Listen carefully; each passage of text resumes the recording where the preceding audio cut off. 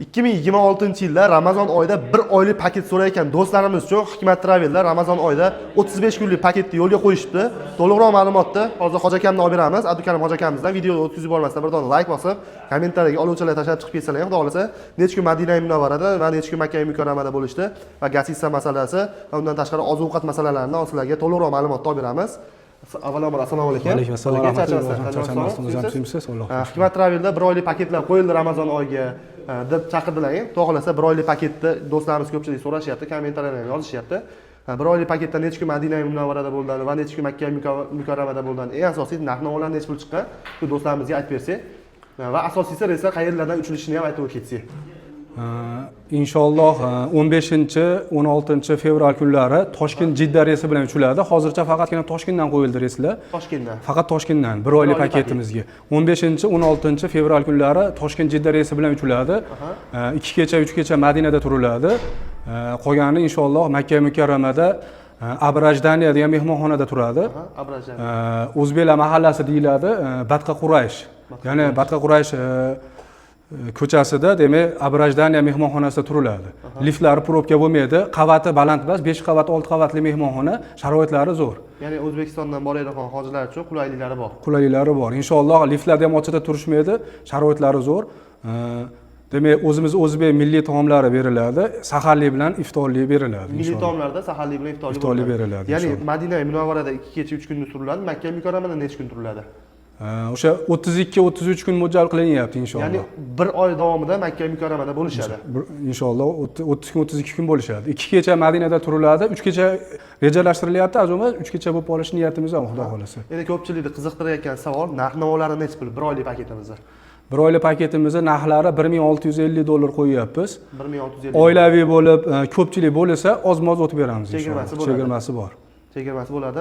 Misol biz O'zbekistondan chiqadigan ko'proq qismi yurtdoshlarimiz yoshi katta odamlar Saudiya Arabistondan o'sha mehmonxonani masofasi qanaqa va Madina Munavvaradagi gatsisa masofasi qanaqa va transport xizmatlari bormi? Shu haqida ham qisqacha yurtdoshlarimizga aytib bersak. Inshaalloh Madinada 300 metrdan 700 metrgacha mehmonxonalar beriladi. 6 ta mehmonxonamiz bor. Qaysi mehmonxonamizda joy bo'lsa qo'yilaveradi. Demak, Makka Mukarramada narxni arzon chiqarish maqsadida 6 kilometr, 6,5 kilometrli mehmonxonaga qo'yilyapti, Abrajdaniya. Agar yaqinroqdan olib beradigan bo'lsa, narximiz 2000 dan ko'tarilib ketadi, $2000 dan. Shuni hisobiga masofasicha uzoqroq bo'lyapti, narx arzonroq chiqish uchun. Lekin sharoiti zo'r bo'ladi. O'zi aslida yaqin mehmonxonadan uzoq mehmonxonaning sharoiti yaxshi bo'ladi. Chunki uzoq mehmonxonaning sharoitini zo'r qilmasa odam bormaydi. Yaqin mehmonxonada baribir liftlarda probka bo'ladi, xohlasang ham, xohlamasang ham turasan degan ishyor bor yaqin mehmonxonalarda. Uzoq mehmonxona sharoiti zo'r bo'ladi. Ya'ni uzoqroq bo'lsa ham, lekin transport xizmatlari bor. Demak, Abrajdaniyadan avtobus Qudayt stansiyasiga olib borib tushiradi. Qudaytdan o'sha davlat tomonidan qo'yilgan avtobuslar bor. O'sha to'xtamay qatnaydi haramga. Buni yaxshi tomoni soat binosining orqasiga to'xtaydi. Masofasi yaqin bo'ladi haramga. Masofa yaqin bo'ladi inshaalloh. Do'stlar, to'liqroq ma'lumotni olib berdik Abdukarim Hoji akamizdan. 1 oylik paket so'rayotganlar uchun $1650 bizdan narxini. Ha, $1650. Endi oilaviy bo'lib 5 kishi, 6 kishi bo'lsalar ham chegirma qilib beramiz deyaptilar. Hoji akamizning nomerlarini ekranda yozib qoldiramiz. Hoji aka, biz hozirda qo'shni Qirg'iziston, qo'shni Tojikiston, Rossiya Federatsiyasida ishlab, o'sha Rossiya Federatsiyasining fuqarosini olgan do'stlarimiz bor-da. Ular ham Toshkentdan uchiramiz deyshadi. To'lov masalalari va joyda bron qilish masalasi qanaqa bo'ladi?